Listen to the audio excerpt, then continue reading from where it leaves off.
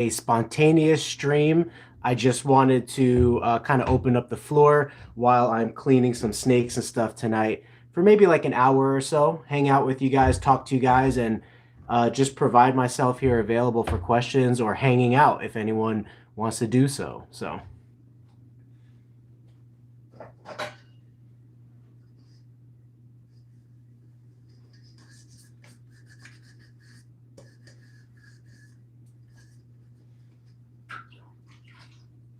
this is our bucket and pail method of watering our ball pythons.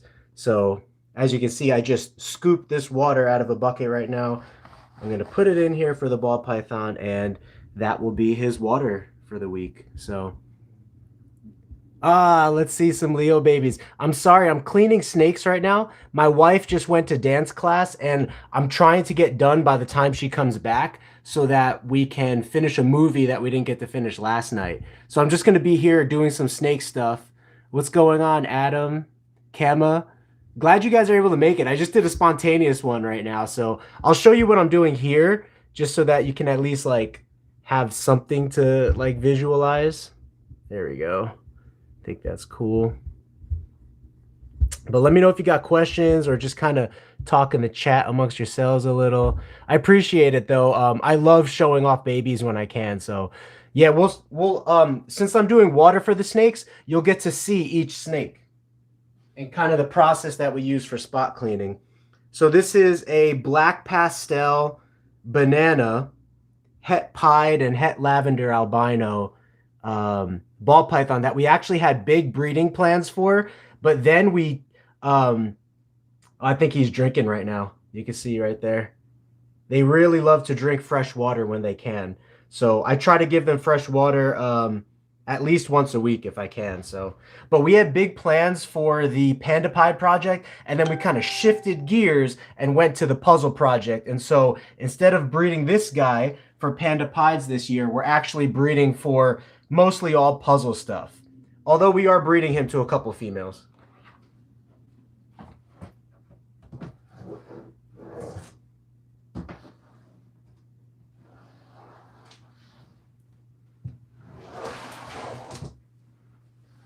All right, this is that lesser pastel lesser male that we had available, but then he didn't sell, and then now he's breeding again. We got him breeding to a gigantic 8-pound, 4,000 gram female. So we're going to keep breeding him to her until his season's over here. So whenever I spot clean, I look for like dry poo and I throw it away. And then I also look for any like poo or pee that's stuck to the sides, and I'll clean that with our mix of vinegar here. So it's kind of, since I'm pointing down, it's kind of hard to see the questions, but let me know if you got any questions or just kind of talk amongst yourselves. Waiting to see the sibling to my Black Knight Mandarin Tangerine hatchlings before. Ooh, nice. That's going to be sick. Email me those pictures or send me a message of the pictures. I'd love to see that. So Mandarin Tangerine is a really nice orange line of tangerine. And then, of course, Black Knight. You all probably know what a Black Knight is. The infamy that it comes along with. So we're in Arizona. It's pretty dry. I have to spray these guys down like once a week like this. And then give them water.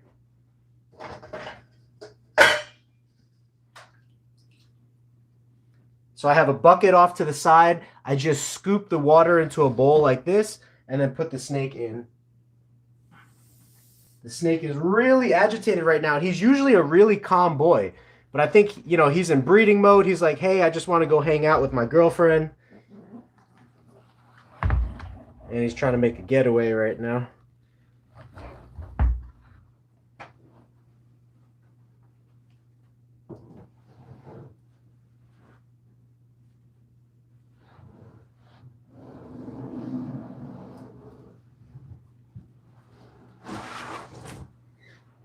And here is the infamous puzzle project we are working on. This male didn't get too much action this year because we had better males to pair with the females. But in any breeding project, you want backups, right? And this guy came in a great group deal for us. But he's also a backup in case anything goes wrong with our visual puzzle males. This is a Calico Pastel Het Puzzle male. So You can see that classic calico speckling, like kind of high white speckling. You can see the bright yellow for the pastel. Sorry if I'm not able to see the questions too much. My camera's pointed down, and I'm kind of trying to hurry a little bit because Whitney's going to be back in an hour, and she wants to finish this movie that we didn't get to finish last night. But I just kind of wanted to chime in, say hello to you guys. And yeah, I'll check out your Instagram story for sure. Just kind of talk, provide a platform. If you guys didn't see my Instagram, I had a little bit of a sad day today, so I kind of just wanted to, I don't know, just log on, maybe talk to some people and, you know, just kind of get built up a little bit. But one of our sailfin dragons actually passed away in the middle of the night last night. And it's completely my fault, and I feel so bad about it. At least from what I can tell, it's my fault, you know. It appears that the animal probably most likely died by a low temperature spike that I didn't expect last night, because out here in Arizona, it's been pretty warm. The tegus are outside. Even the sailfins have been outside for 2 nights now, and this was the 3rd night, and no issues. But last night, it just dropped a little bit too cool, right around that 61-degree mark. And, you know, one of the sailfins had no problem with it, but the other sailfin I found, you know, deceased and passed away right at the door of the cage. And it really made me so sad. So I kind of had a rough day around that.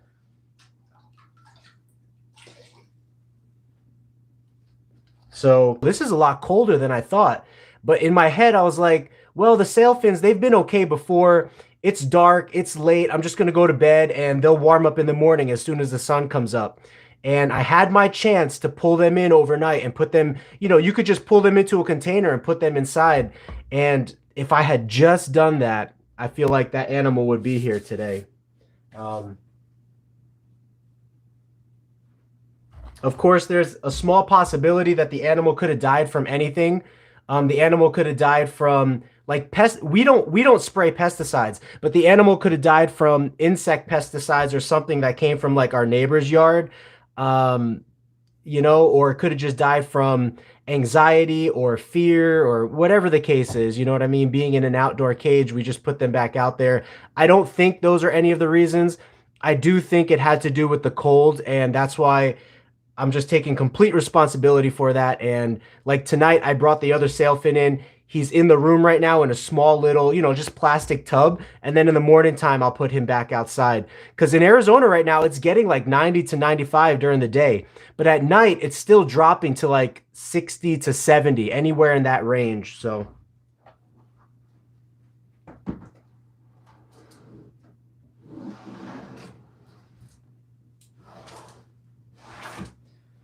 but thank you for the condolences. I really appreciate it. I was kind of beating myself up a lot today over it and just really sad about it.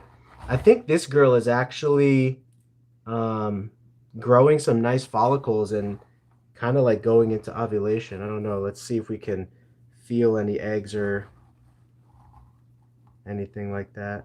Oh yeah, wait, maybe. I'm starting to learn how to palpate and like feel for follicles, which is like the beginning stages of egg growth with these guys. But I need her to move real quick. So let's see if we can get her to move. I need to feel her belly as she's moving. So let's see if we could get her to cooperate. Get her to go down into the tub. She wants to stay kind of curled up a little bit here, which is understandable, you know.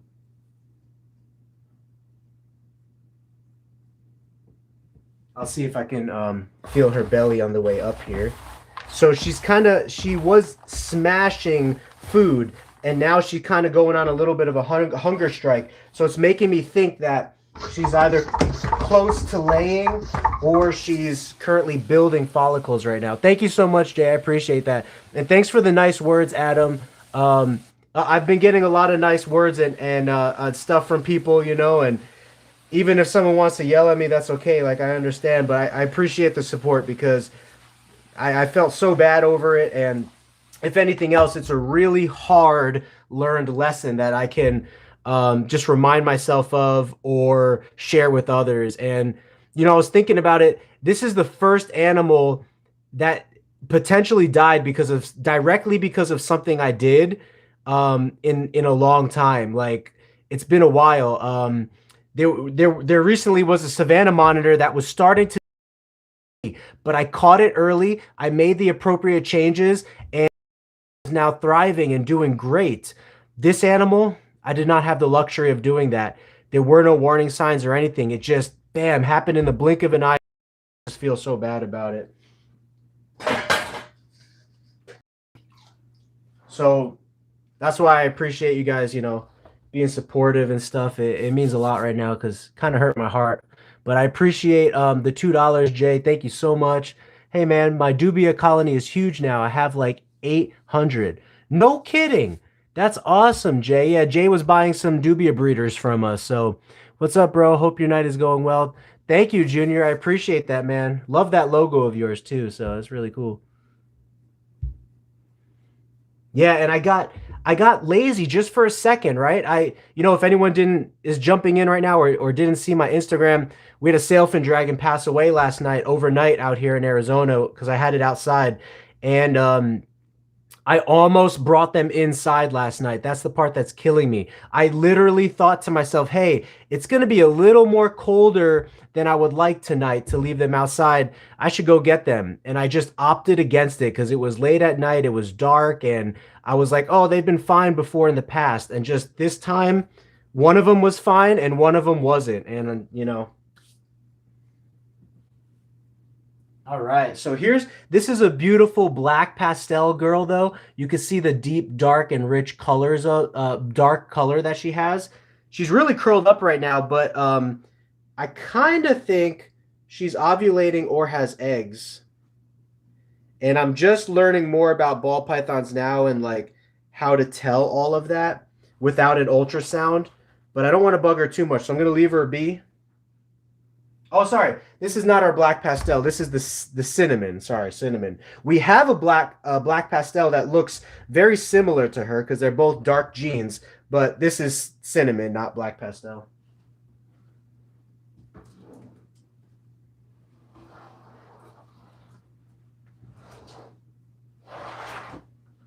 Here's a beautiful visual puzzle female that we have, but she's nowhere close to being ready to breed. She won't be able to breed until probably next year. She's got a couple pieces of shed stuck, so you can see that in Arizona it's so dry, we really need to spray this stuff down. It was just more moist than I wanted a little while ago, so I let it dry out, and it just got a little bit drier than this snake needed to shed properly. But you can see that beautiful puzzle pattern right there. So let's throw this stuff away. So I'm sorry if I'm not really able to see the screen too much, but just kind of wanted to pop on, just spontaneously and just kind of hang out and allow you guys to hang out if you want to, and check some questions every now and then. So if you do have questions, let me know because I am keeping an eye on the chat every minute or so to, see if there are any questions I can answer, but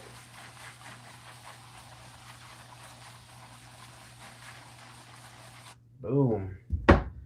So I don't know if anyone is in the Arizona area, but we have a reptile show coming up, and I'm really excited to go to it and see some cool animals. And if you're gonna be there, let me know because we can say hi. Come say hi to you. That'd be pretty cool. Question: where can I sell my hatchlings? Sell your hatchlings on morphmarket.com. Also sell them on Facebook classifieds. Also sell them on, it's called Facebook Marketplace. Also sell them on Facebook forum groups. Like here in Arizona, we actually have a Arizona leopard gecko group so that you can sell them on you could promote that you have an animal that needs to be rehomed. They don't like when you mention dollar signs and prices and stuff because Facebook might close the group down. So don't do that. But you could just be like, hey, I got this baby available. If anyone's interested, private message me. Also post it up on Instagram and Craigslist. So those are, so Morph Market is like number one, Facebook, Instagram, and Craigslist. And then Facebook Marketplace is also another good place to sell and offer up. So yeah, this girl's been eating good though, and hopefully will be in the breeding rotation next year for us.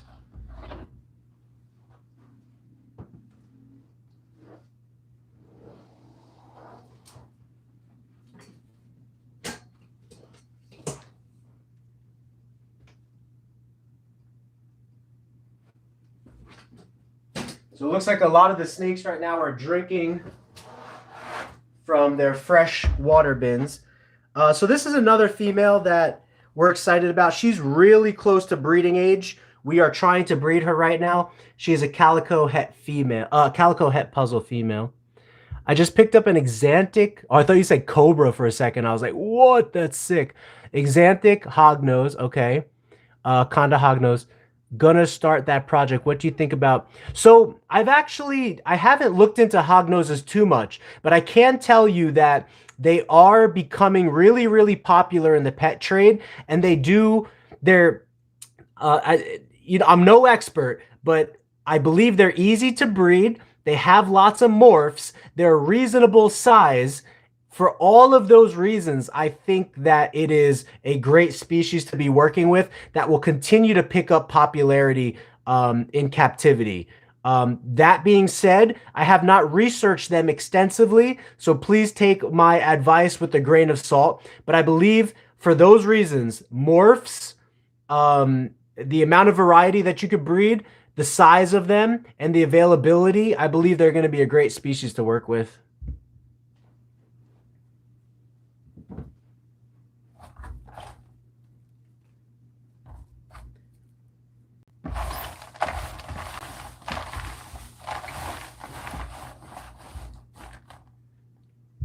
See, hey, I just got my first clutch to hatch from my Blizzard and Tangerine pairing. I'll shoot you a pic. Yeah, really cool. What are your thoughts on Hatchright?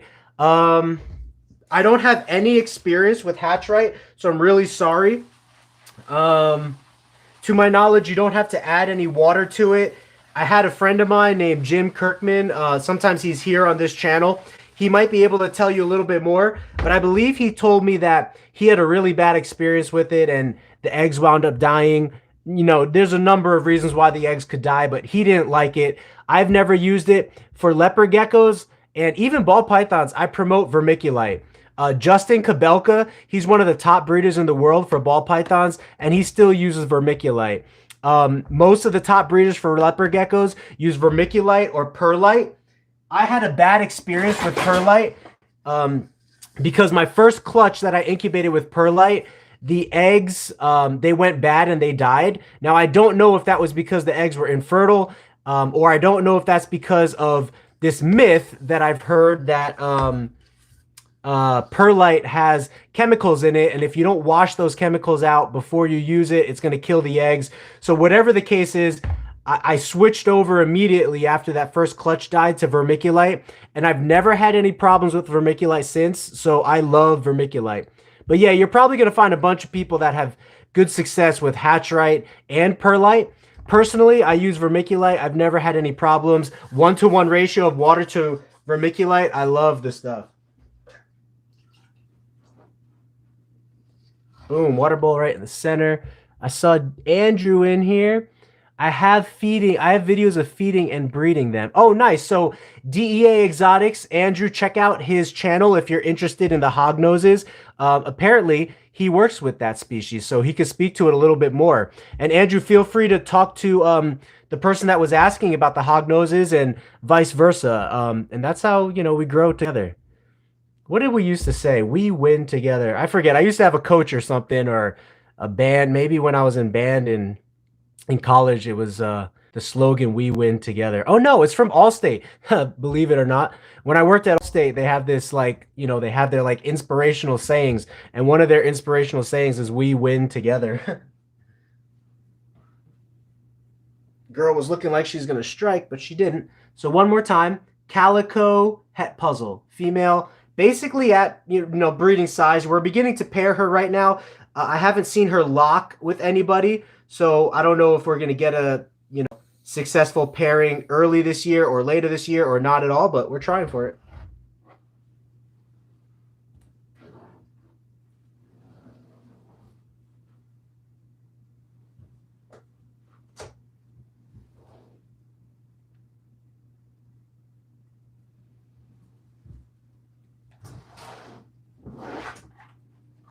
Beautiful. This is actually probably one of the most expensive snakes we have. It is a pastel puzzle, visual puzzle, weirdo / cryptic from Ozzy Bowids. And you can see the weirdo cryptic line, the pattern starts really high, like on their belly, and it's just super clean contrast and coloration. So we got this one a little while ago. It's a female. It's growing up for us right now. Its neck has like a giraffe pattern. It's pretty cool. So sorry if I'm moving kind of fast. Like I said, I'm just trying to pop on for a good hour or so today until my wife gets back home. And in the meantime, I'm trying to accomplish water bowls and spot cleaning for these guys.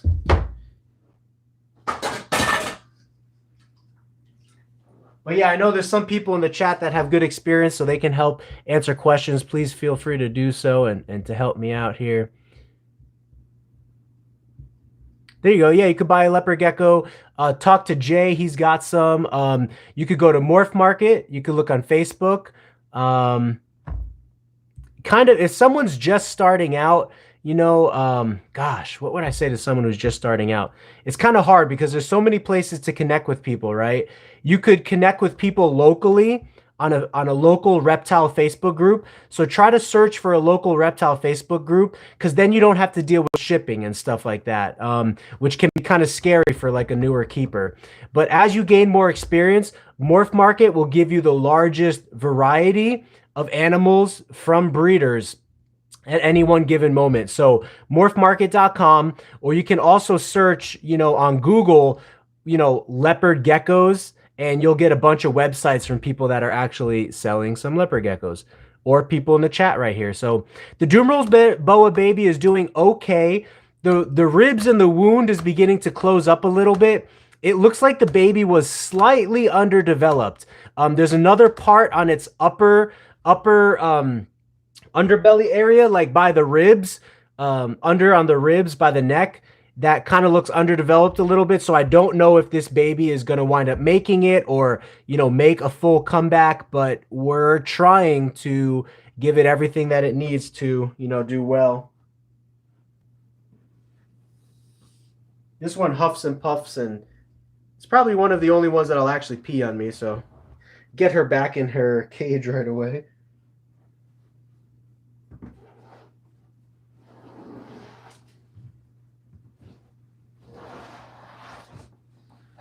There we go, Spot Nose Spider.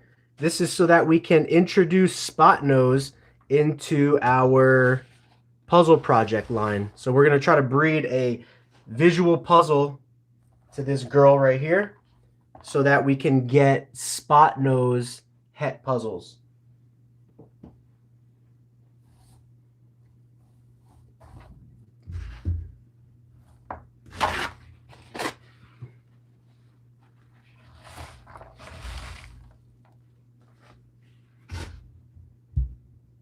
So yeah, but if you don't know, morphmarket.com is what I meant to say. I don't think I mentioned the .com part, but that is a place where breeders go.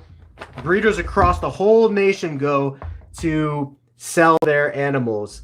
But you do have to deal with shipping in most cases, unless you know how to use the filters to look for people in your area that are actually selling animals. You can look for people in your area that are selling animals.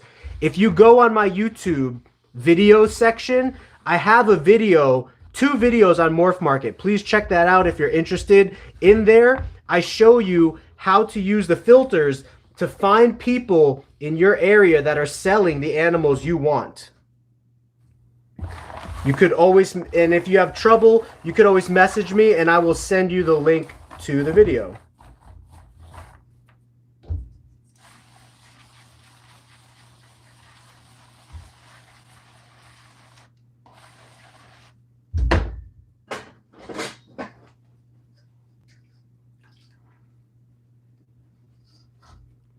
see what else I missed here.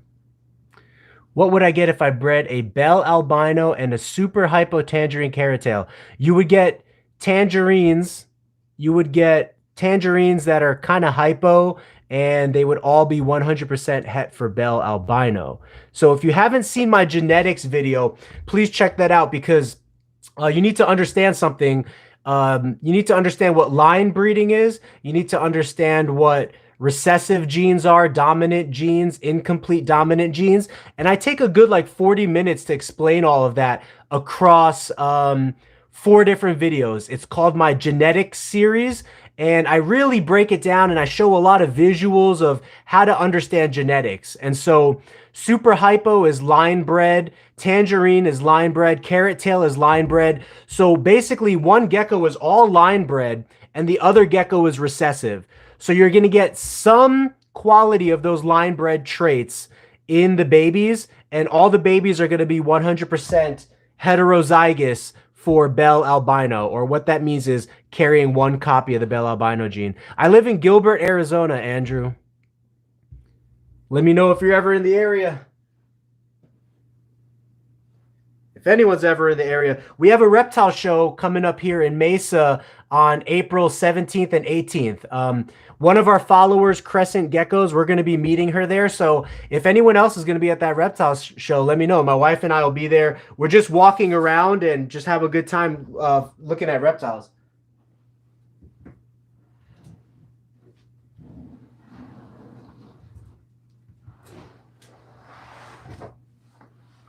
Here's another big girl. This girl's definitely breeder size. I just don't know if she is follicle building right now. I can't necessarily feel anything in her stomach, but we've been trying to pair her. No success so far, but she's a big het puzzle girl. And we have some visual puzzle males that we are trying to pair with a few adult het puzzle females. So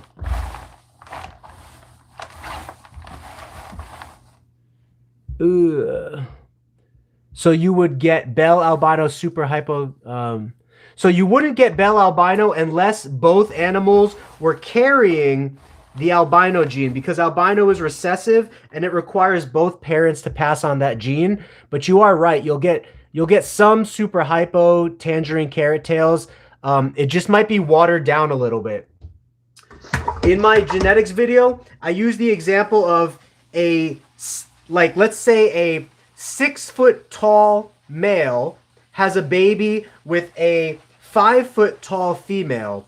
Most of the kids are probably going to be around an in-between range of tall and short. Since one parent is short, the other parent is tall, they'll get a mix of those genes. And that's similar to how line breeding works. If one parent is orange, like tangerine, and the other parent is not orange, the babies are going to come out kind of like an orangish yellow. There'll be a mix.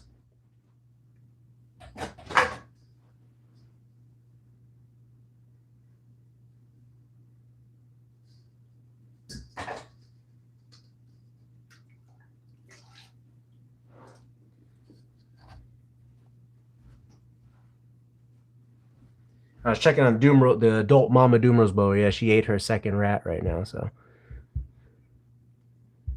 I've done my research for leopard geckos, and I just needed to know where I can find them. Yeah, so in addition to Jay Silent, start learning how to use morphmarket.com. That's going to be like one of your best friends growing up in this hobby.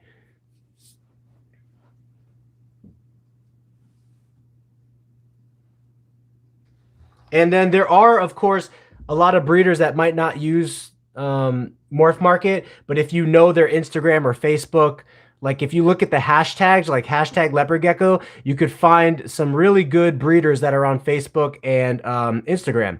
So I know Suburban Geckos is really good. Urban Gecko is really good. Geckos, etc. is really good. Gecko Boa is really good. Those are all really good breeders as well. So if you know really good breeders, you can also go to them.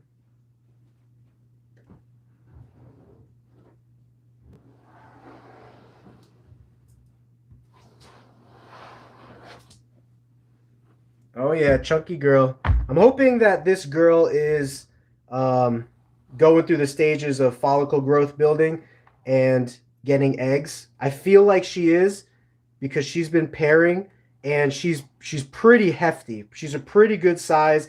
Um, so I'm trying to feel her belly right now to see if we can feel any eggs or anything, but I don't want to don't want to pop anything or stress her out too much. So I'm just going to put her back there. You know, there are some physical signs that you look for with animals, like with female ball pythons. You just you try to pair them, and if they lock, then you just look for the signs of success. You know what I mean? Some signs of success could be they're seeking the cool end of their tub, and then they start seeking the warm end of their tub to like incubate those eggs. Another sign of success could be what's the name? If you happen to catch an ovulation, that's like a major sign of success. But those are tough to catch. So with ball pythons, for the most part, you just keep track of each girl when she lays and then expect her to breed and lay around the same time the next year. Hi, I have a female leopard gecko who gave me 2 large, beautiful eggs 19 days ago, and she just has me worried, and she's getting rather large again, and still no sign of her second clutch. Sometimes it's hard to see the second clutch in there. Other times they actually absorb that second clutch, and then they start ovulating again for their third clutch. If you don't care about her laying more eggs, don't worry about it. Just let her go through her routine. If you want to stand a better chance of fertile eggs, try to pair the male with her one more time and then remove the male just so that she can, she can relax and have her own space if you happen to keep them separate. So, hey, Frank, I jumped through a bunch of hoops to get a new incubator, brought it home to find out. Oh, no, that's horrible. Hey, Jim, someone was asking about Hatchright, and I mentioned you a little earlier because I think you told me you were using Hatchright and you could share your experiences, but it wasn't good. So correct me if I'm wrong, but that was it. Yeah, this girl, I mean, I'm hoping good things for her. She is a May layer. Like she's been known to, maybe July, May or July, she's known to lay, and I have to relook at the book. But she's definitely putting on some weight and showing good signs of egg growth. So that's another sign. If your girl is putting on weight, like especially in the lower third region of her area here, that could be a sign that she is gravid, with eggs.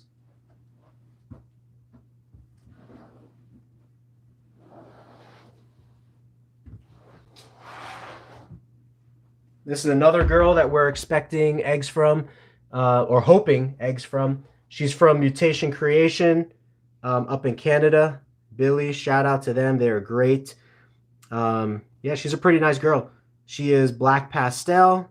She is Mojave. She is het piebald and het lavender albino.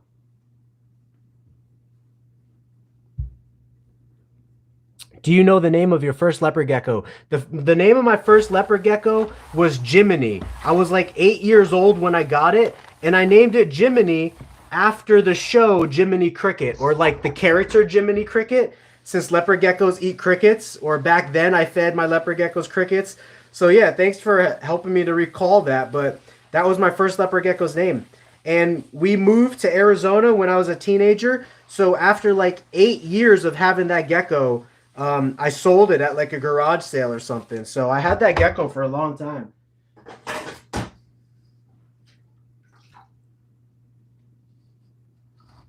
All right, we're going to put Mama back here. She's a little bit on the smaller side, but we are hoping for ovulation and some eggs from this girl.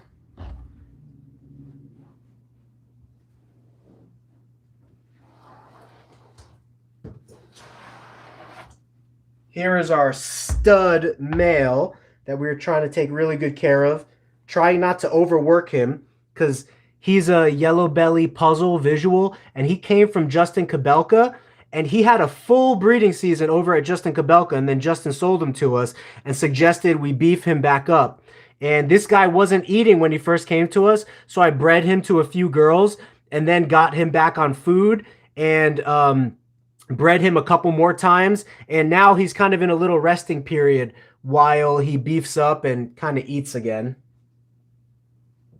But he's a pretty decent male. He's a good size, but you don't want to, with ball pythons, you don't want to push your males too much because there are horror stories about them actually passing away and dying from being bred too much. And I'm sure Justin, bred the heck out of him over there at Justin Kabelka Reptiles. So I just want to keep that in mind. Over here, I don't want to push him too hard. We want to have him as a nice, healthy pet and male breeder for many years to come.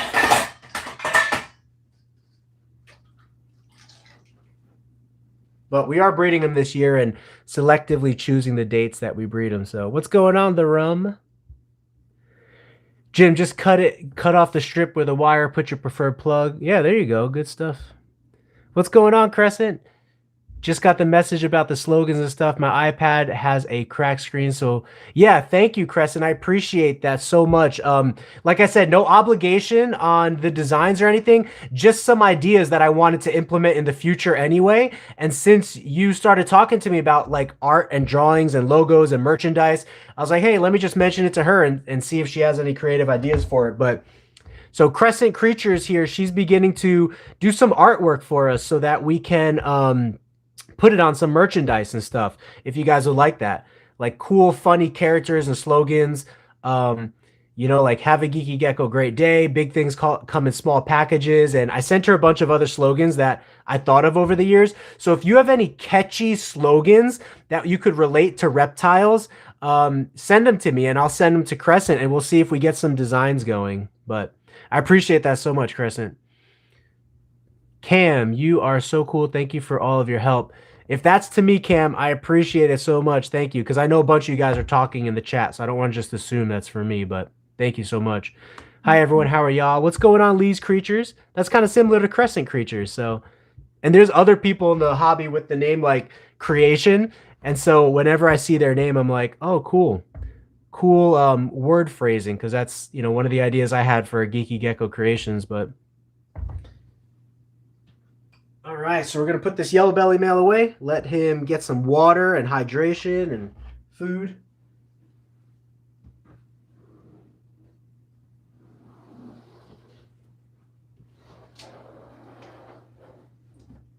Here's our big visual puzzle girl that we got from Justin Kabelka. And she is a big girl, so we definitely don't want to get tagged by her. But she is a visual pastel puzzle spider. And she's due to lay again, I believe, in like October. So we're kind of just beefing her up right now, allowing her to get some meals into her. And then the goal would be to breed the yellow belly male to her so that we can get some pastel yellow belly puzzles, as well as just more yellow belly puzzles, Or maybe by the time she's ready to breed, we'll have another cool puzzle male to put to her. But I want to create visuals from her as much as possible. She is a big girl, though. She's like over 2,000 grams. So we're talking about a pretty nice mama right there for breeding. And thankfully, I'm so thankful right now. It's helping me move along that there isn't a lot of poo to clean up for most of these guys. Knock on wood. So far, not a lot of poo. So I'm just able to do what I wanted to do tonight, which my number one goal was to get them fresh humidity and water tonight. But of course, while I'm here, I want to spot clean just in case. So yeah, Hatchite didn't work well for me. Yeah, that was for Jim. Jay had a good Hatchite experience, it looks like. Eggs started to shrivel up, 1-to-1 ratio, vermiculite and water. Maybe I got, yeah.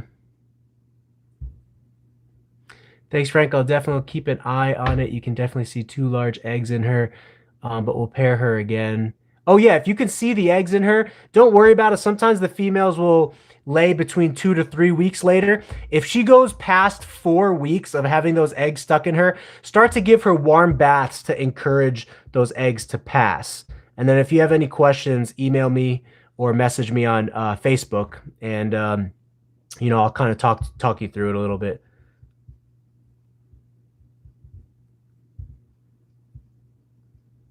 CNA Geckos. Hey, bro, love the videos. Keep up the great work. Thank you so much, CNA Geckos. Appreciate that.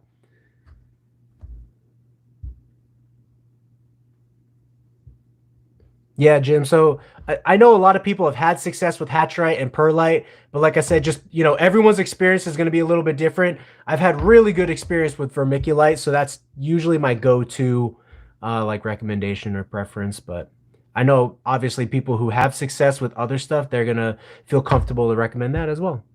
I love being a designer for you guys. I just need to fix. Yeah, no problem. Take your time. Like I said, the designs are wonderful. To be able to buy merchandise in bulk and stuff, it's gonna take like at least like $200 to $300 to do that, which we don't have right now.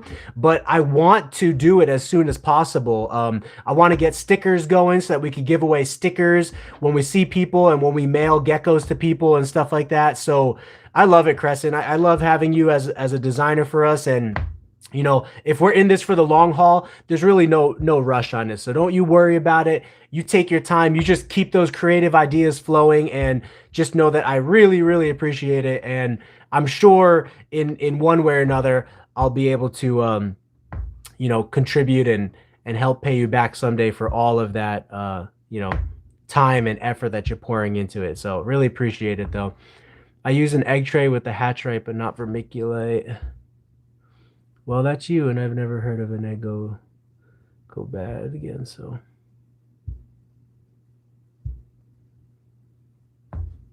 Yeah, there are going to be...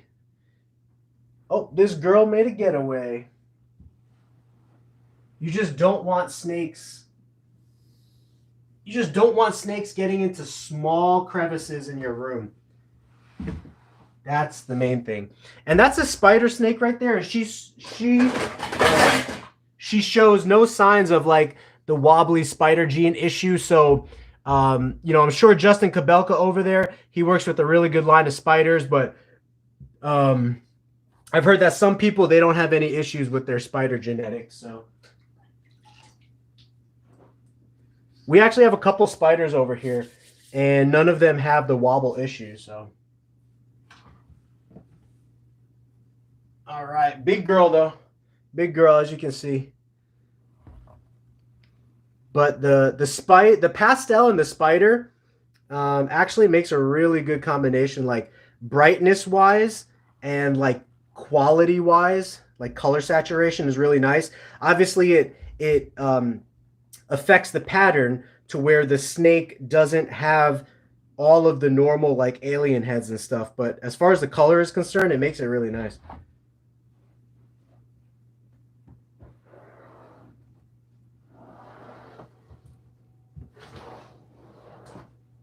There we go.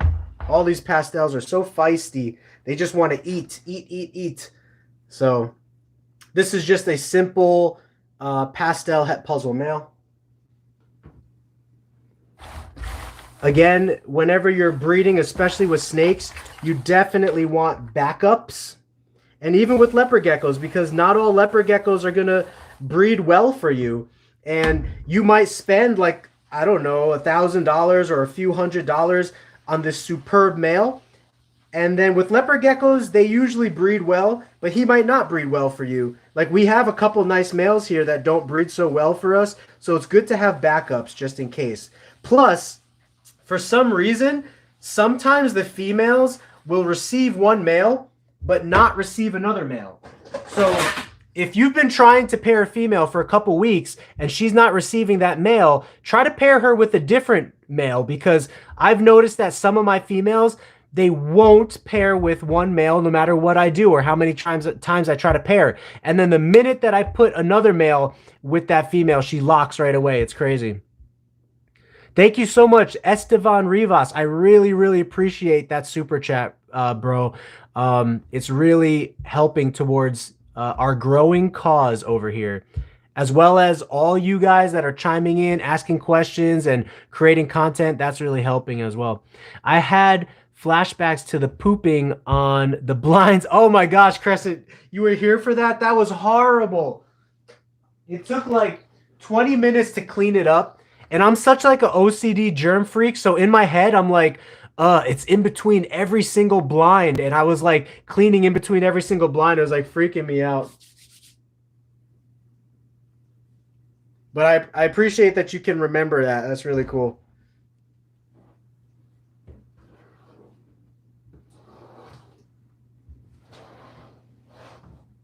So this is one of my favorite snakes right now, actually.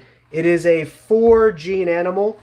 It is GHI, it's yellow belly, it's fire, and what is it, pastel? Yeah, pastel, also from Justin Gabelka. But to me, it just looks like it has hieroglyphics written on it, almost like a source. It reminds me of like sorceress or like witchcraft or something, like a witch's cauldron. It's pretty cool. And she is such a vibrant, bright yellow as well. So we're gonna try to breed a puzzle to her and create all hets, like het GHI, het yellow belly, all that stuff. Be good stuff. Be good stuff. Puzzle project, you know. Lord willing, a great up and coming project for the ball python industry. And it's kind of the focus that we decided to invest on over here. You know, a lot of people have invested in clown for many years, and, you know, puzzle is very similar to clown in the sense that it's a recessive gene that alters the physical appearance of the animal. And then you could just mix other genes with the puzzle gene to create some really cool combinations that haven't been untapped yet. So the potential is still untapped potential. So I was going to tell you, I'm planning on either getting a Mystic Potion, Lavender Albino, or some pastels or ghost mixes at the Phoenix. Oh, nice. Yeah, we'll have to check that out and see what they got there. Did you study up on any of the vendors, and do you have any vendors in mind that you want to get from?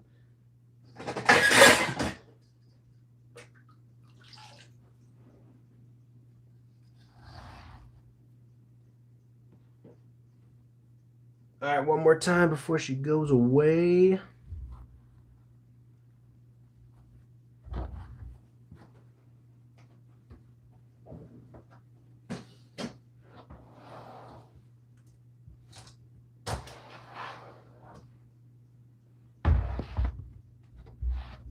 So most reptiles, like geckos, they're going to get the majority, they're going to get a lot of their water content from the stuff that they eat, especially snakes, since they eat mammals, which are full of hydration and water content.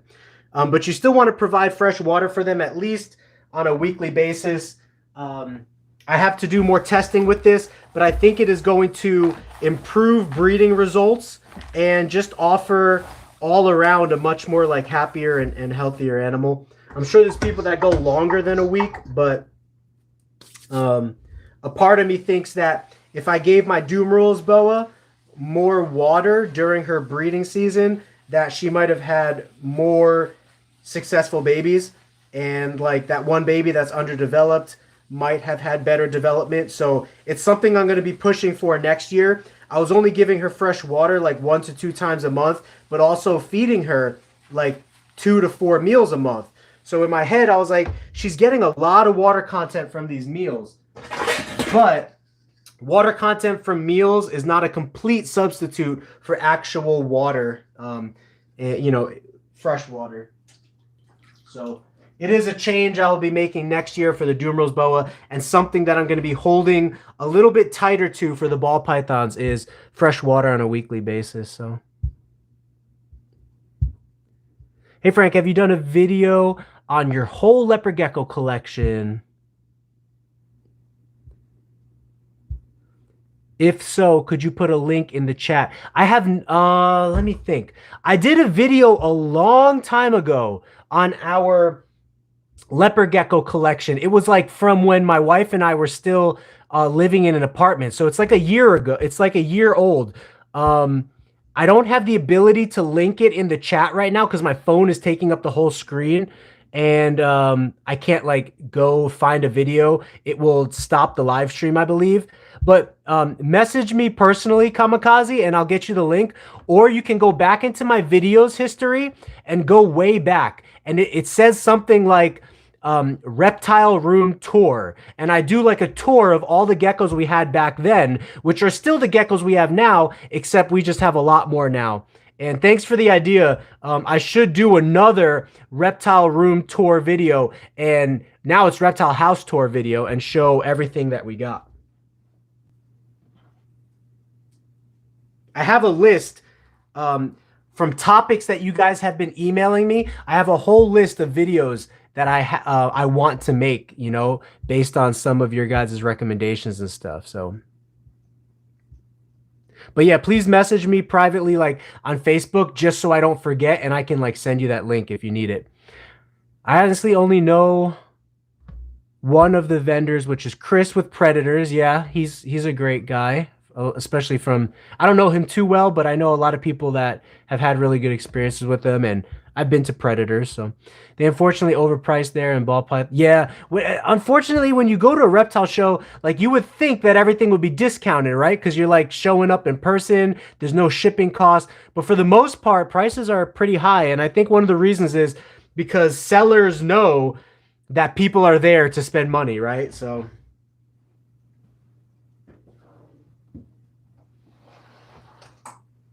But again, that's one of the goals for us at Geeky Gecko Creations. And one of the reasons why we're holding back so many animals this year is so that we can have an abundance of animals next year, of babies next year, so we can sell really good quality animals for quality price. So that's really going to be like our model here, quality animals for quality price as much as possible, so that other people can get involved at, you know, as low of a price point as they can to start their own projects and stuff.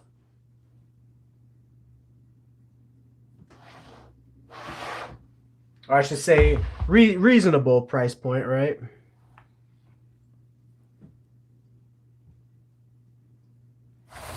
That was an Enchi Fire, and the one before that was just an Enchi. You could really see the difference. The Enchi Fire is like a lot brighter. If you want me to show you a side-by-side again, I can, but also just take note, if you can, it'll save me a little time if I don't have to go back and get that other animal. But the last animal was just an Enchi, and this one is an Enchi Fire, and you can see it's just a whole like 3 shades brighter and like lighter of a color. So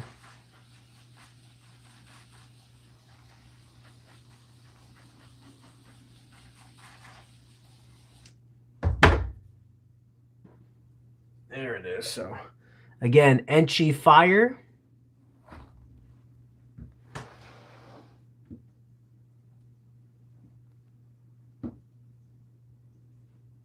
And regular Enchi. So regular Enchi, you can see how brown. Enchi Fire, you can see how light of a color it is.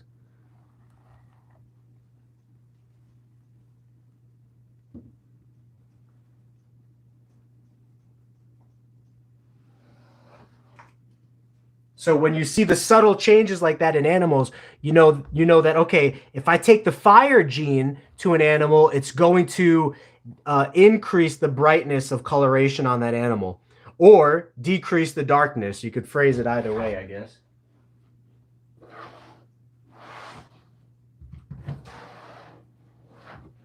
Here's our other spider, puzzle, leopard, pastel male that we got from Justin Kabelka Reptiles. He's also been breeding for us.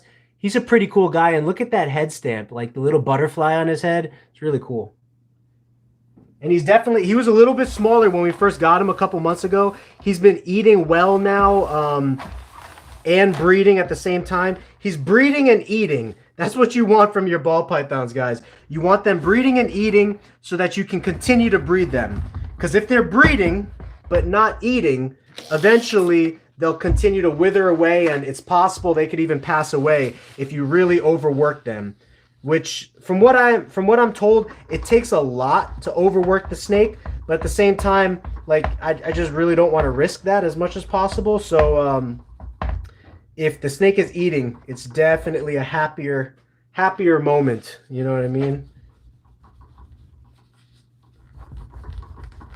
But this is really our first year breeding ball python, so kind of gaining our own experience and our own footing, and like, you know, every time you start something new, you're gonna take the knowledge and information from others, and then you're gonna kind of tweak it in your own collection and do what you like or do what works for you, because there are a lot of different ways that you can successfully keep and breed reptiles successfully, you know, like equal-wise successfully.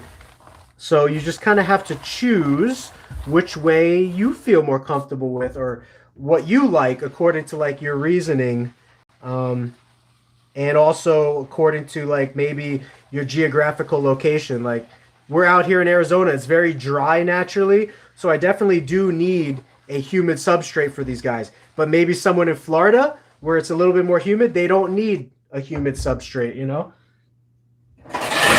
I'm bending down in front of this snake. I'm thinking like he's gonna bite me in the butt. I'm a big nerd on ball pythons, but I did part with all my snake collection to focus. That's great. Yeah, I love leopard geckos and their genetics. That's so cool. That's really cool that you were a snake person. It's really funny because a lot of ball python breeders I see, they left behind leopard geckos to fully focus on ball pythons. But you're like the opposite. You left behind ball pythons to focus on leopard geckos. And I think that's really cool. That's another reason why I want to make as many videos as I can and engaging content like this, because I think that there is such a demand for leopard geckos and demand for like a community to rally around leopard geckos, that the more content we produce, just the more people that will get into the hobby, number one, and more people will feel connected to those who are already in the hobby, number two. So one of the goals of our channel here is to provide, you know, content and a platform to really help grow awareness to people who don't know about leopard geckos, and also grow collaboration to people who do know about leopard geckos, but just want to help the community grow and collaborate with other people who have the same desires and interests.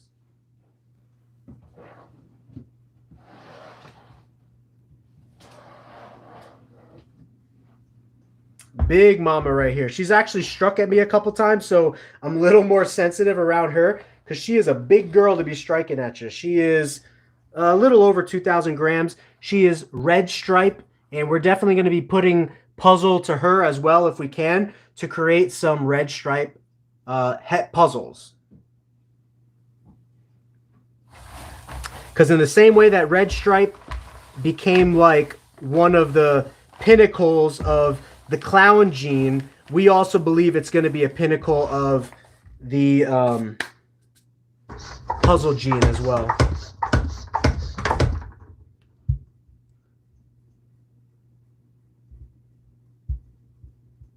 I just paired a Bell Albino, Het Eclipse, and Het Blizzard with a Sunburst Tangerine. So Sunburst is Blizzard and Tangerine, right?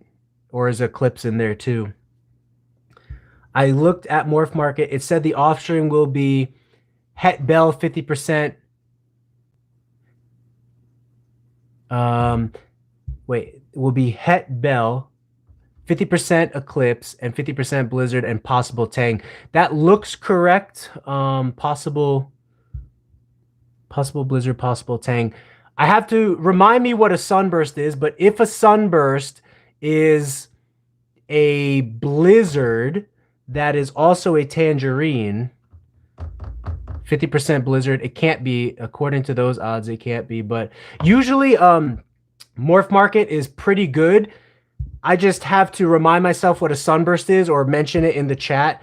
I can also talk to you a little bit more after the stream where I can kind of sit down and think about it and like work out the math on paper when I'm not cleaning. And I can definitely help you get an answer to that question or show you how to do it. Like I can actually draw it out for you and show you. Just message me privately if you don't mind, like on Facebook Messenger or Instagram, and we'll talk a little bit more. But I have used Morph Market's genetic calculator before, and if that's what it's saying, then I would say that it is correct, unless Morph Market like misunderstood or like doesn't know what a Sunburst is, then it might be incorrect. But Morph Market definitely knows what a Blizzard is, definitely knows what a Bell is, definitely knows what Tangerine is. So the only thing I don't know if Morph Market is comfortable with is what the word Sunburst means. But if it is comfortable with the word sunburst, then I would be confident to say that its calculations are correct, because every time I've used Morph Market in the past for calculations, they've always been correct. So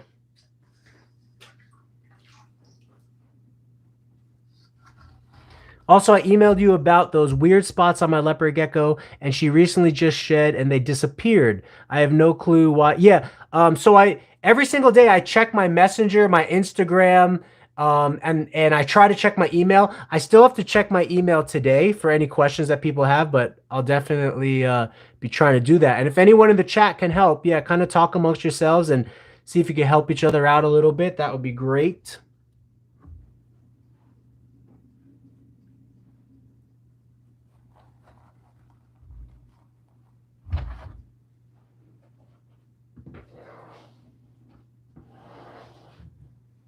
Also, Repti Talk, if you catch me on a day when I'm not cleaning, I actually have a whiteboard and I can show you how to do the calculations of every single genetic you're concerned about.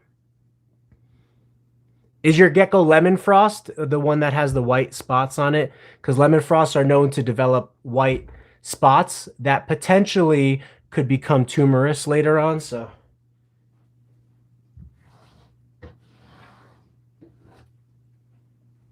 I don't know if it's a pastel thing, but again, this girl right here just feisty, just wanting to eat.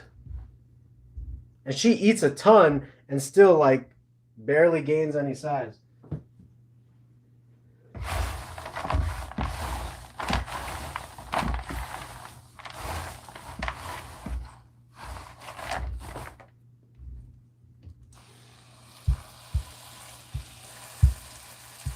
I don't know if you've seen the ball python morph ivory. Yes, I have, which I think is 2 yellow belly genes, right? But those ones are amazing. I also adore the blue-eyed Lucy. Yeah, people love the blue-eyed Lucy and the ivories. Ivory is also really good because it has yellow belly in it, and yellow belly can make one of the coolest looking genetic combinations, which is called like the highway or the freeway, where you combine the gravel gene. I think it's the gravel gene, or I forget the name of the other gene, but it's the gravel gene or something else, and it creates like a highway or a freeway, and it's just really cool looking animal.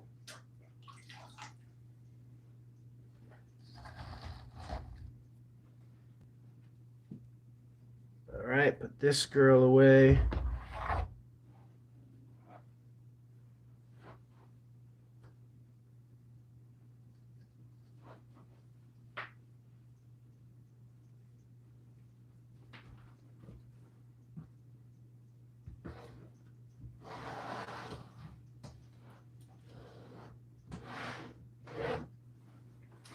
Here's another girl kind of lingering at around 1,600 grams or so. Het puzzle, so trying to currently breed her as well.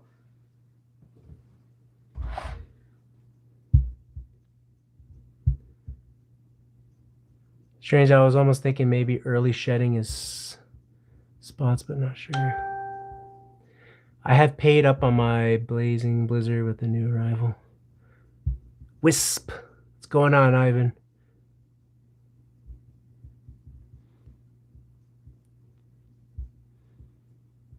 What is your opinion on rainwaters, and are you working? So I don't have any rainwater projects. I will probably be getting into rainwater and bell in the future. The reason that I'm focusing on Tremper albino right now is because it's one of the most popular lines.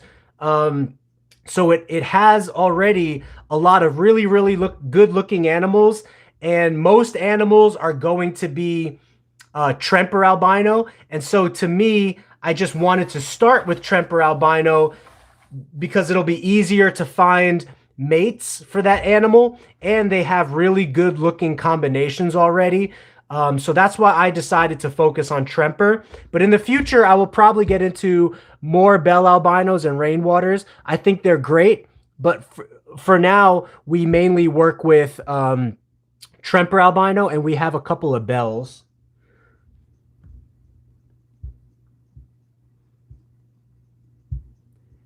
Oh, so the Sunburst is Gecko's etc. line of Tangerine.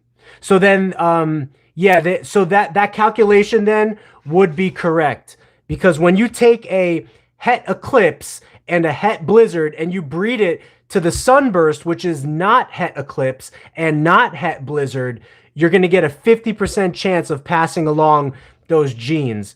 If you get the chance, check out our live stream Repti Talk from last night. I actually show a Punnett square of the dad's sperm and the mom's egg. Every dad's sperm only has half of the dad's DNA, and every mom's egg only has half of the mom's DNA. So it just depends on whether the mom happens to give that eclipse gene or give that blizzard gene or not. So it is a 50% chance.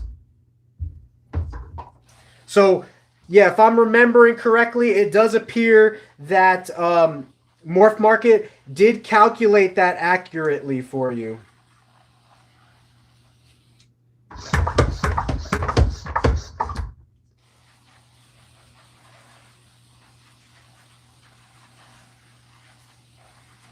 Super dry out here in Arizona. Gotta water the snakes up.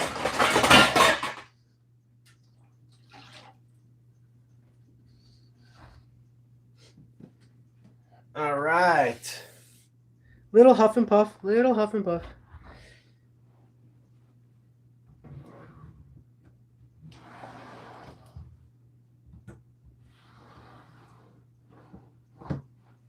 Now here's our black pastel girl. So this is our black pastel girl here. You can see just like super dark and rich. Pretty similar to cinnamon, but you know, not the same. Yeah, she's an awesome girl that we're trying to make het black pastel puzzles with. So we are trying to breed her right now, even though last year she laid in February. So I think she's past the point of no return. Just kidding. She's past the point of, you know, her ability to breed this year. So we might need to pair her later in the year. But just to cross my fingers and, you know, to hope and to pray, I'm just trying to pair her right now to see if we get any breeding activity going. But she is making a getaway. She loves to move. She is a great mover. Like, she moves around like crazy.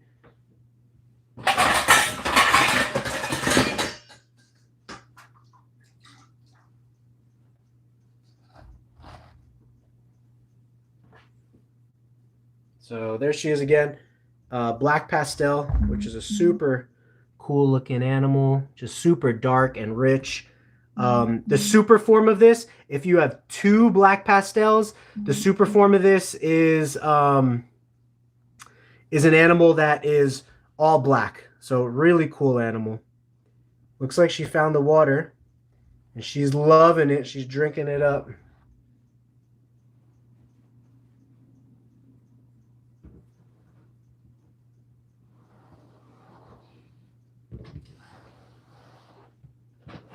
So after about 2 days, the water that's in here is now dirty and growing bacteria, and it'll have like the substrate in it. So most likely the snakes are not going to drink from it any longer. So 2 days from now, I'll take out all the water bowls, soak them in a Dawn dish soap / bleach mixture, and then wash them off, dry them, clean them, etc. And give them fresh water again next week. So they get fresh water once a week for a 2-day period, and then I remove the water to clean the bowls and give them fresh water again by the next week. So that's kind of our routine right now with the snakes.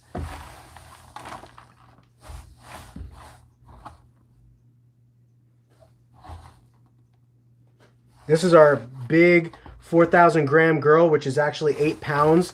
That's gigantic for a ball python. Like, you usually won't see them that big.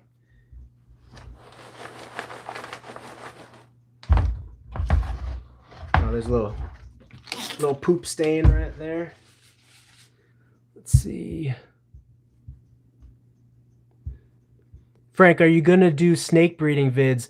Yeah, Jim, we definitely will. Since this is my first year of kind of putting into play all of the research that I've studied, I haven't really been making a lot of actual educational videos on ball pythons, but after this first year, I probably will. So I'm just kind of sticking with the leopard geckos right now because I really am more comfortable and confident with the leopard geckos and like sharing that information. So I'm kind of practicing putting into play my ball python knowledge into my own collection here before I really just start like sharing my own personal like thoughts and opinions in mass volume to the internet, you know. Plus the leopard geckos are taking up a lot of time right now, and a lot of our fans are predominantly like, we're all reptile fans, right? But a lot of them want to see like more gecko stuff. So since that's kind of like the crux of like our growth and where our fans are right now, it just didn't give me like a lot of like motivation to do like snake content for all of those reasons. But as time goes on and as I have availability, I would love to teach everything that I learned, like the good and the bad of what I go through with the snakes. Same thing that I do with like the geckos.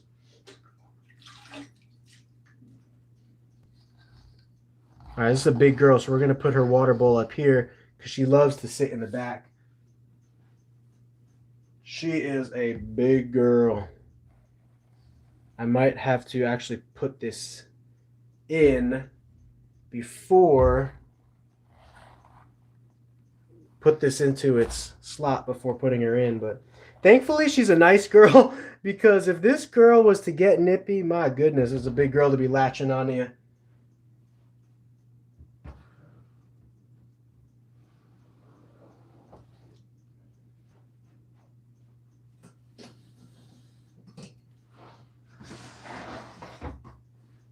This girl's just constantly ready to eat. Well, we're also breeding her. See if we get anything from her. She's also pastel lesser female. Or she might be, yeah, no, she's just a lesser. Sorry, no pastel. All right, Crescent, I appreciate it. I'll see you. I need to feed the new pied babies. Nice. Thank you very much. See you next time. Which one of your videos do you recommend for someone who's a beginner? Because I want to do more research. I'm trying to think if I have a... I actually don't think that I have a leopard gecko care or setup video because there's a lot of really good ones out there on YouTube. I do have a little bit more in-depth content like breeding, ovulation, incubation, morphs, genetics. So if you want to learn about genetics, I would actually start there. I have 4 videos in my history that are specifically talking about the science of genetics. So study those. And then I also have 4 videos in my history that show you different colorations and morphs of leopard geckos. And so I would study that because it gives you the best of both worlds. It teaches you the science behind it, but then it shows you the visuals behind it and what it looks like. So that would be my recommendation. And then if you want to know about care of leopard geckos and stuff like that, I have a video of how to set up a baby leopard gecko, and you could just simply replicate that for an adult leopard gecko. Or you could also search YouTube for leopard gecko care, and you'll find a lot of good videos out there for leopard gecko care as well.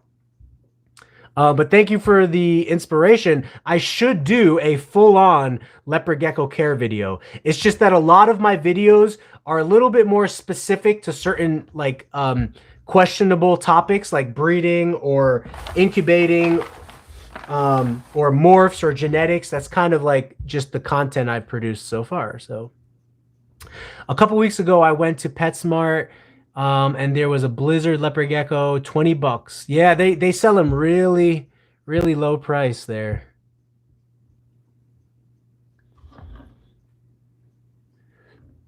Yeah, she's really good too. the channel Leopard Gecko. She's going to do a great job of showing you how to set up like a bioactive environment, just like a really nice setup environment. That's another thing too, because we do mainly, like most of the stuff that we have here is all set up in a what's called a breeder setup. So we have, you know, as you can see behind me and stuff, we have racks, because rack systems work really, really great for breeding animals. Well, for breeding ball pythons and breeding leopard geckos. But like if you go to Leopard Gecko, her channel, she's going to show you a little bit more about setting up a very natural looking, like cool looking leopard gecko enclosure. Whereas we, as you can see, based on this tub, we try to, you know, most of the content we have here is geared towards like a breeder's setup and efficiency and, you know, price and those kinds of things. You know, price reduction. That's kind of what we have here. But yeah, if you want to deck out your leopard gecko's tub and stuff like that, that lady's leopard gecko channel, Leopard Gecko, she has good stuff. And she's very knowledgeable as well on stuff, so.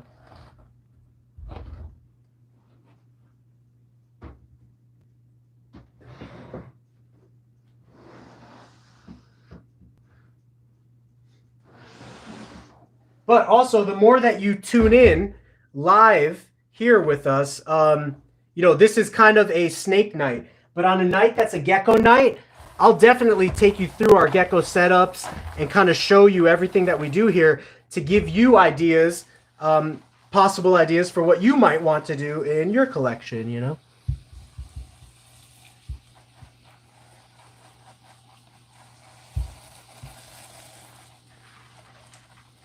I have liked the Geeky Gecko Creations page, but couldn't find a group to join or anything. But we'll definitely message you about my Leo if I have any questions. Yeah, so if you go to Facebook and just type in Geeky Gecko Creations, you should find me there. Same with Instagram, geeky.gecko.creations, or you can email me at geekygeckocreations@gmail.com. I also have a website, GeekyGeckoCreations.com, and there's a contact form on there. You just hit contact and you can email me any question that you have. And like send pictures and stuff.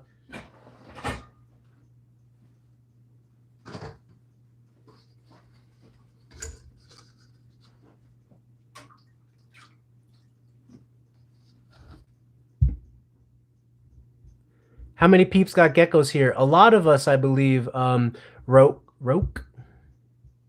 But yeah, message in the chat what geckos you got, how many you got, and we can kind of get to know each other a little bit. Not being mean at all, but aren't those containers small for these large snakes? I mean, I get it with geckos, but these snakes are way bigger. Yeah, no, that's a good point. Let me speak to that a little bit, actually, Big LED. So this obviously is a fairly small snake compared to the snakes that you've been seeing. We had this snake in a very small container.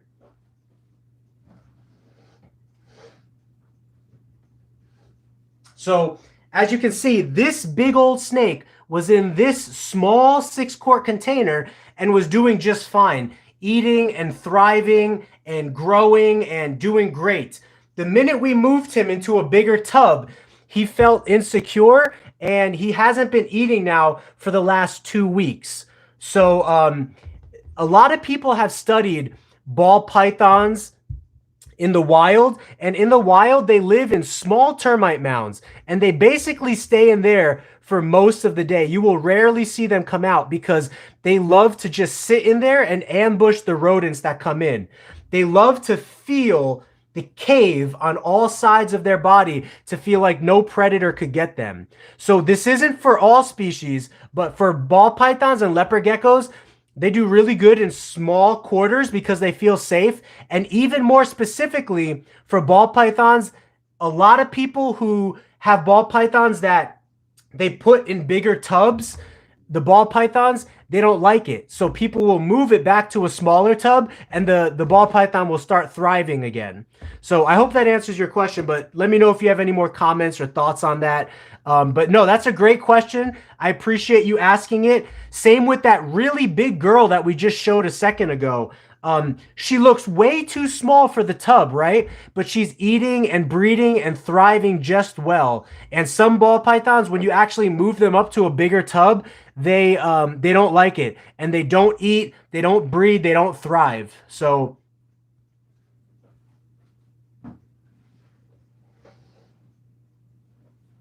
yeah, I know it's kind of hard seeing big snakes in small tubs, but really for ball pythons, like really honestly, I want to do all my animals the best I can, right? I'm comfortable with the small tubs for geckos.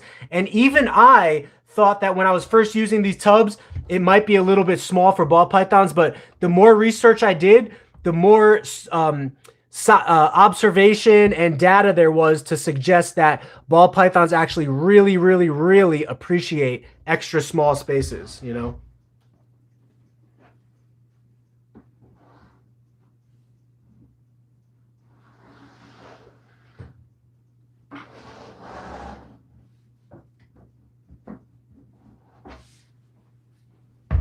This guy I also moved up from a 6-quart tub, and he is eating and thriving and doing just fine in here. But for whatever reason, that other one just didn't want to.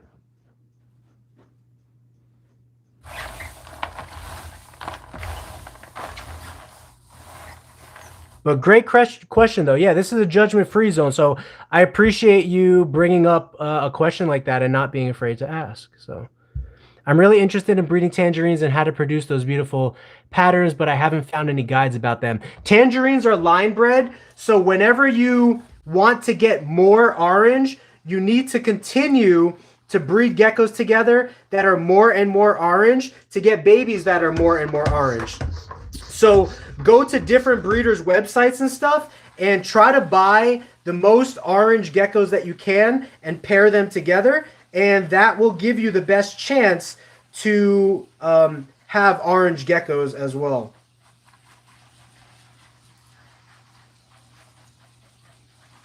So that's called line breeding.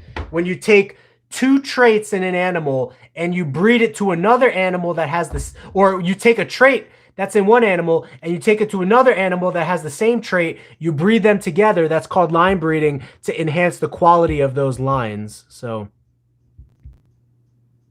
I actually am scheduled to do a video on line breeding specifically and the difference between line breeding and mutation breeding, if I can phrase it that way.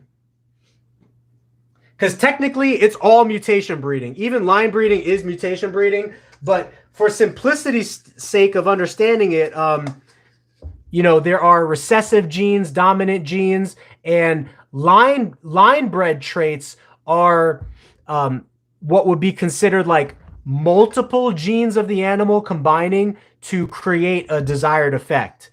But they don't function the same as like recessive genes or dominant genes in most cases. So that's why we give it its own term called line breeding.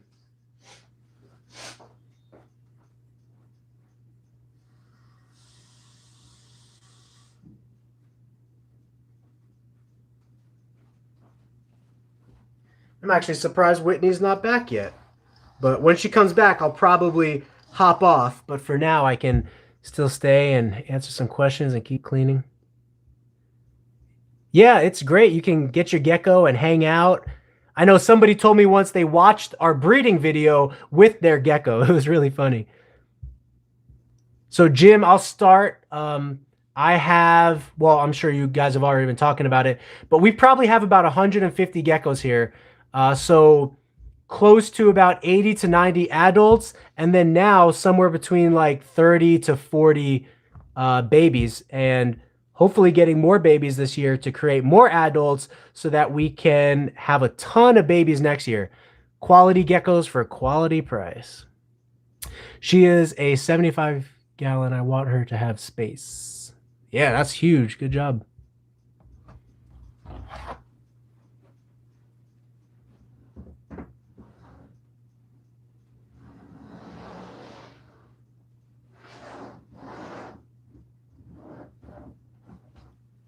But yeah, guys, everyone feel free to ask questions here. You know, no, as much as possible, I will always try to promote nobody to like be negative towards other people or like judgmental or think that you have a bad question. So if you got a question, feel free to ask it and I'll just do my best to answer it, in as much as a non-biased and non-judgmental way as possible, because we all learn, we all grow, we all make mistakes. I made a mistake last night that, if you didn't see it or if you missed the beginning of this video, I made a mistake that cost the life of one of my lizards. I left it outside in the cold with its mate out there. The mate had no problem, surviving and doing okay. But for whatever reason, this animal just it didn't make it through the night, and I was super sad and beating myself up and like really bummed out about it and upset and disappointed with myself that I allowed that to happen. But that's how we learn and we grow. I gave myself a lot of harshness about it throughout the day, and then a lot of people kind of lifted me up and they're like, you know what, just learn from it, and it's okay, we all make mistakes. They reminded me about that, and it was really cool opportunity to be built up by this community of hobbyists, and passionate keepers, and just to be reminded of that. So I really appreciate that as well. Perseus, I'm also a big fan of Tangerine Morph. It's polygenic, right, which is line bred, where line breeding comes into play, i.e. the more orange parts, the more orange their babies will be, similar to the Black Knight. Very true. As long as the gecko is healthy. What's going on, Kevin? If we see any females having ovulation, at what point of ovulation should we bring the males in? As soon as you see ovulations, bring the males in. As soon as you see it.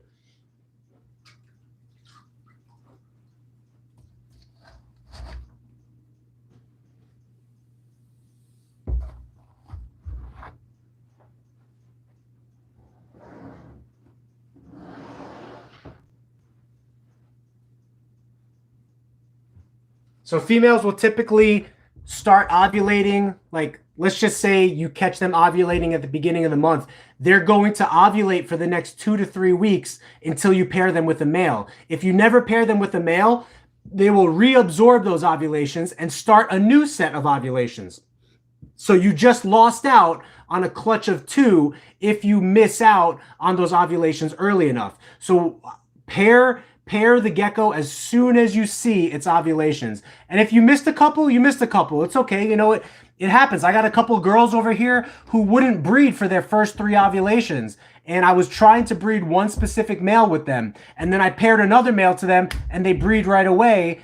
I'm going to miss out on those first 3 ovulations. That's 6 eggs I could have had if I paired it with that male from the start. But I really wanted to pair it with this one male, and I kept trying and trying and trying. Well, weeks go by, and eventually I'm just like, okay, if I want to salvage any eggs out of this girl, then I need to try a different male. And so I tried a different male, boom, pairs up right away.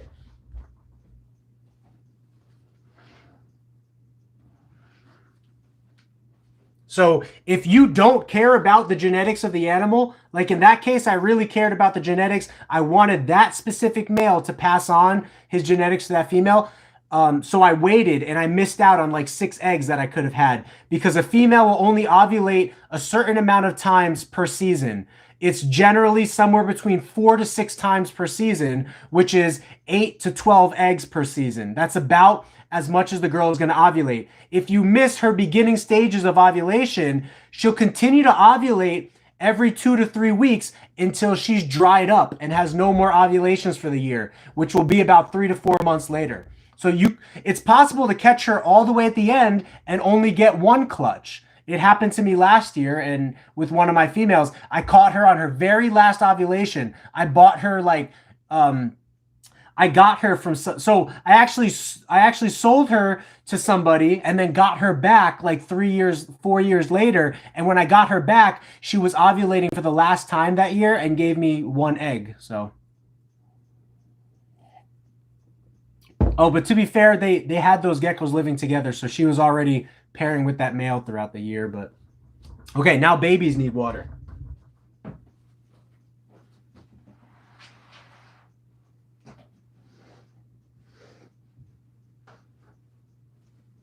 So we're going to do spot clean and water for these babies.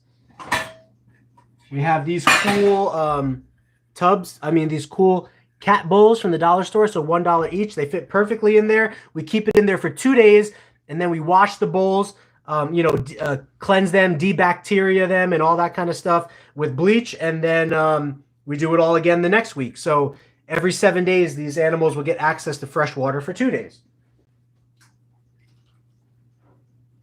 Now, preferably, I like the plastic bowls that the dollar store has, but they ran out of the plastic cat bowls, so some of the snakes are going to get metal.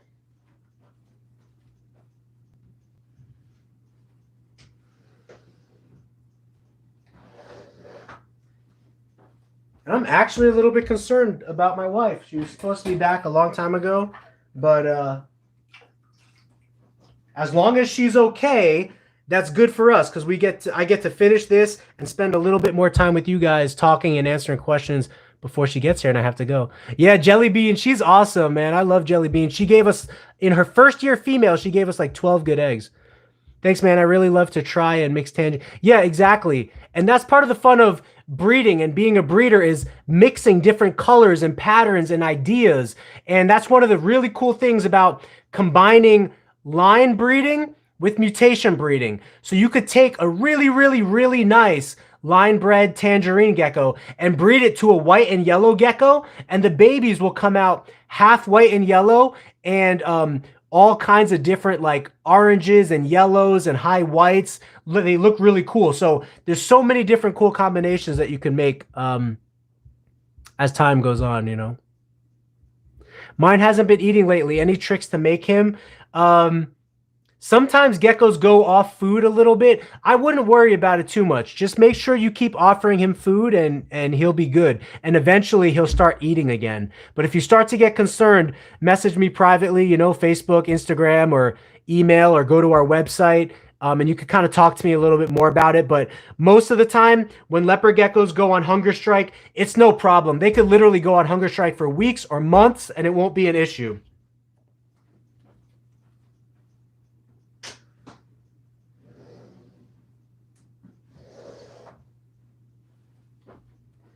Now, there are those few times where maybe a gecko got a parasite or something. So I'm not saying that it can't be that. But what I am saying is that if it's just a plain old hunger strike and nothing else is wrong with the gecko, that gecko can literally go for months without food. You know, just make sure you continue to offer them water and stuff like that, and you'll be perfectly fine. I know it's really troublesome and like really worrisome, but you will be okay. I've been talking to a lot of people recently. All their animals have been going on hunger strikes because brumation season is in play and breeding season is in play. And sometimes some geckos will go on hunger strikes because of that. So I wouldn't worry about it too much, my man. Yeah, my female did not eat for 3 weeks. Yeah, try not to worry about it. I know it's not what you want to hear, but you got a community of people here, you know, just sharing similar experiences and concerns. So, yeah, Janelle, I completely understand. I appreciate you being here. And Tyson, just because your gecko is not brumating or you don't think that she's breeding, his or her body might be preparing for breeding because biologically they know that they're supposed to breed 1 time a year. So his body might be preparing for that, you know.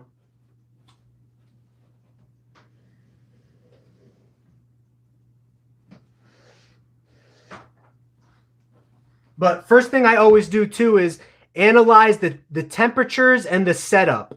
I would like to know, you know, like what your temperatures are and how your setup is, because I think that's crucial to ruling out any possible health issues or anything like that.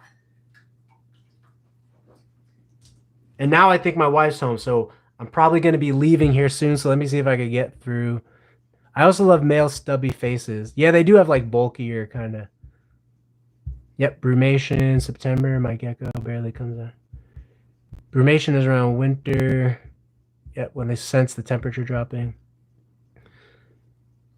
Yeah, if you drop the temperatures a certain time of year, that can also help stimulate females to ovulate when you warm the temperatures back up. So some people use that to manipulate when they want their females to lay. So thank you so much for your answer. One more question. How do your snakes so tame?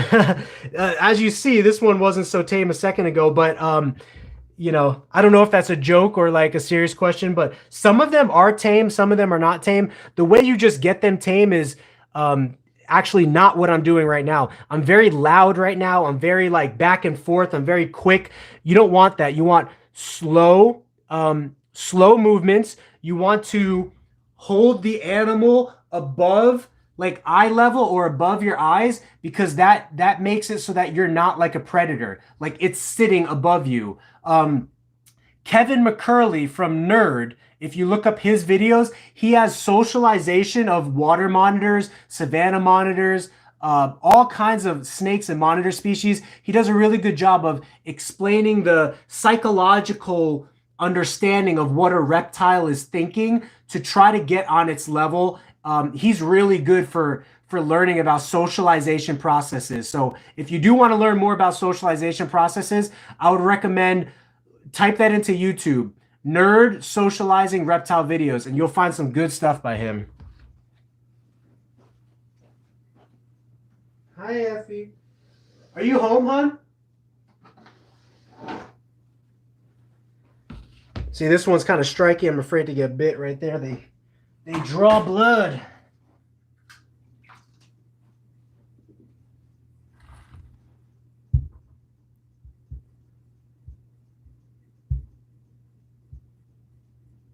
Leopard gecko season is looking good.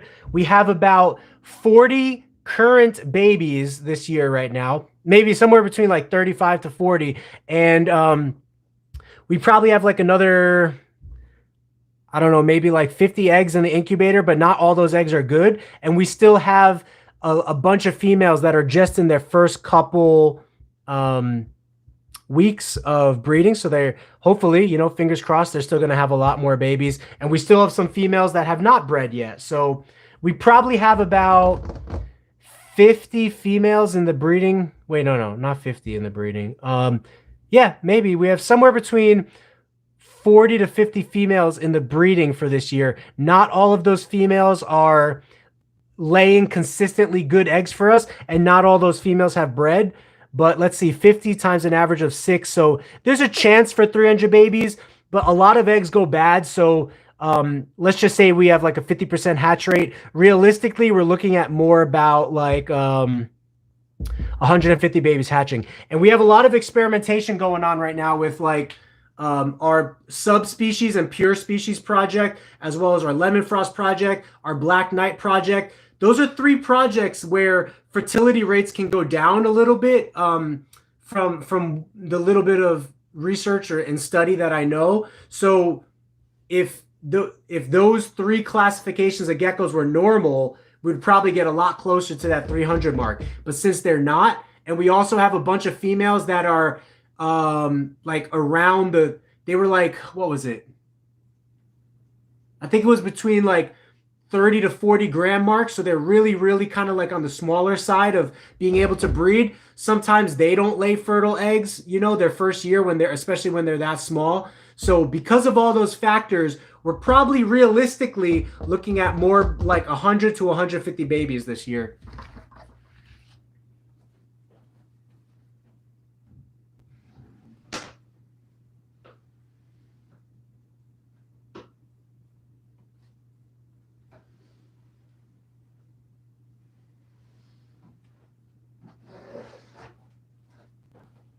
But you could always hope for more, right? And I would rather expect less and get more than expect more and get less. You know what I mean?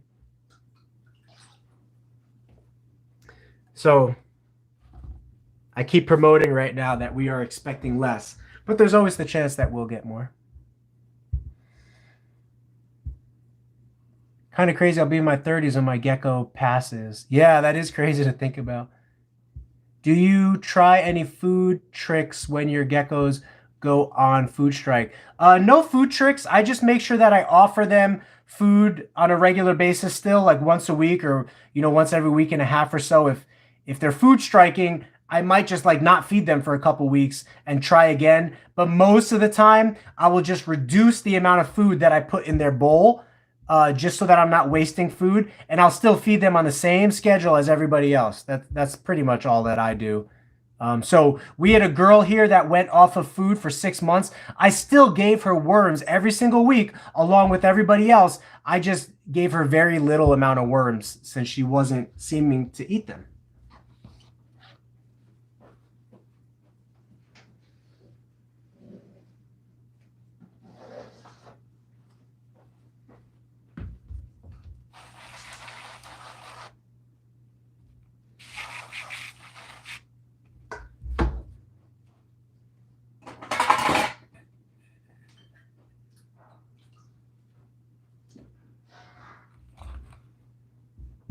Trying to catch up to the questions here. Sorry, guys.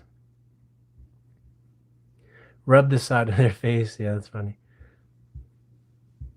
If you rip a mealworm in half and rub the juices. Yeah, that's a good trick, Jim. I know Tiki's Geckos does that a lot with his crescent geckos. He'll rip the head off of a dubia roach or a cricket and then touch it to the lips of the gecko, and that can trigger their biological reaction to that smell, and they can eat it,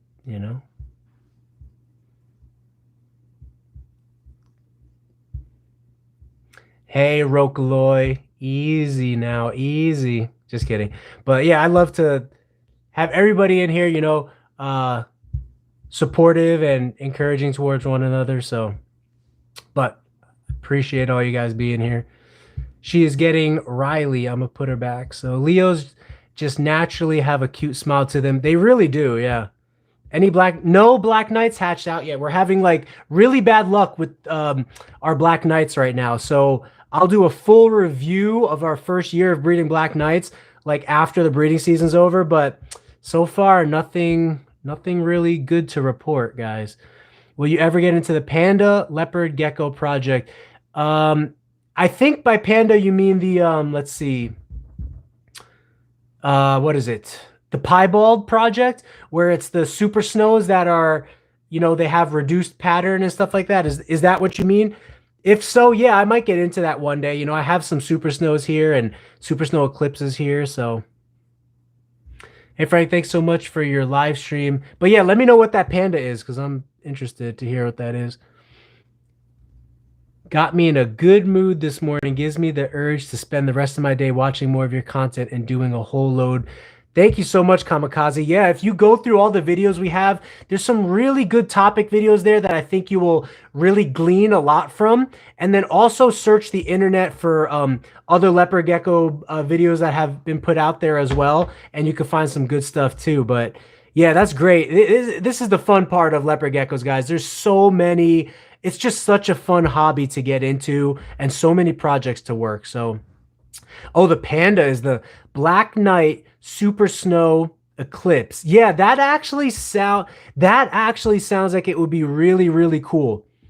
Has anyone produced a panda yet? Because I'll be honest, the Black Knight Super Snows that I've seen, they just don't do it for me. And maybe I need to see it in person, but the Black Knight Super Snows, they only have black on the top of the gecko's back. And then the sides are white, and the black is not as dark and as rich as a regular Black Knight, So maybe it just is going to take a little bit more time to like clean up that quality and do stuff, which I'm fully a fan of, that things can become like, you could take like a normal looking gecko and it can become monumentous, certain projects down the line.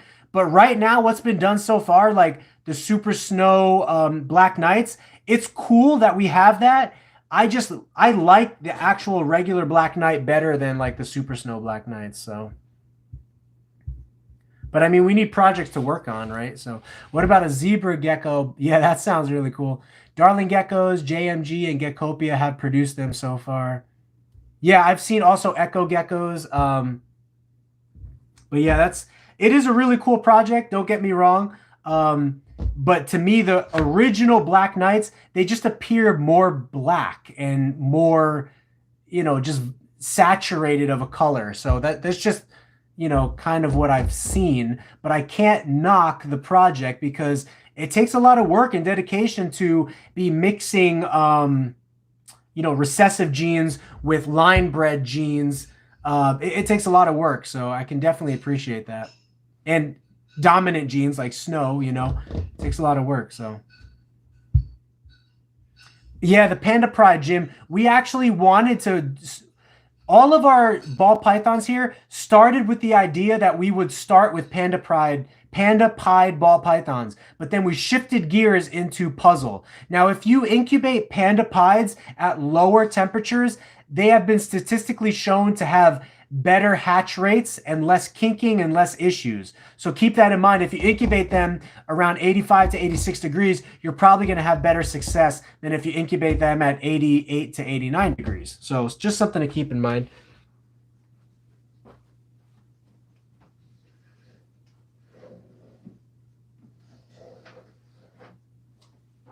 All right, guys, this is going to be the last snake for now, and then I'm going to log off for the night because my wife is home now, so I'm going to spend a little time with her, finish up a movie we didn't get to finish yesterday, and then I'm going to come back and do some more reptile chores tonight once all that is done.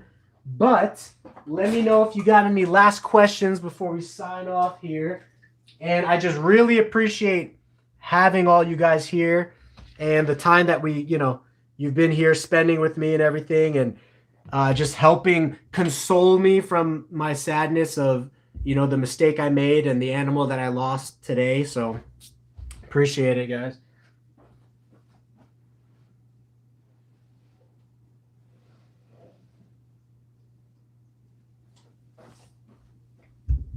And Whitney did a really good job of that too. When she came home today from work, I sent her a text message, you know, just telling her the bad news, and she really tried to make sure that I was okay and everything and not beat myself up too badly. But show me all appreciated how jacked he is, and I want that body. Show me all appreciated. Breeding issues. Rokenlovroy. Yeah, I was gonna say, what is that message trying to say there? I'm so curious how Dark Blizzard would be Yeah, Kiros Geckos. I'm actually really curious about that as well, and that is a future project that we are going to work. Is the Midnight Blizzard, which is a Dark Blizzard, and crossing that into the Black Knight, as well as any gecko that you have that's dark and crossing that into the Black Knight. So yeah, thank you so much, Jim. Well, thank you, Rokanoi, Jim, Kiros, Janelle, everyone who's here right now. I'm sorry if I missed your name. I really appreciate you guys being here. Thank you for tuning in to another live stream. This was a spontaneous one. Sometimes if you subscribe to our YouTube channel, I will let you know ahead of time that we're actually doing a live stream. And when we have guests, we will also, I'll let you know ahead of time, like, hey, we got Wally from Supreme Gecko on. I also want to do a lot of live streams with other leopard gecko breeders, if they'll do a live stream with me. So stay tuned, subscribe, and ring the notification bell to our channel so that you can be notified like when we do spontaneous streams or when we do planned streams. But yeah, I use the voice record too, and sometimes it messes stuff up. But I really appreciate your comments. I appreciate your support, your feedback. Just thank you guys so much. Thank you for being here, supporting each other, donating the super chats and your time. So I really appreciate you guys. Have a great rest of your night. I will try to do another super chat as soon as I can, either, you know, over the next couple days or release some videos over the next few days. But also feel free to message me if you do have any questions in the meantime that you need answered. You could go to our website or hit me up on Facebook, Instagram, Messenger, all at GeekyGeckoCreations. You can find us. And I think that's it, guys. So you know our little slogan over here, right? So maybe you could say it with me on the way out, but it feels kind of weird saying it by myself when my wife's not here. But have a good night, you guys, and have a Geeky Gecko great day, morning, evening, or night, wherever you are. And I will see you guys soon, okay? Check you guys out later.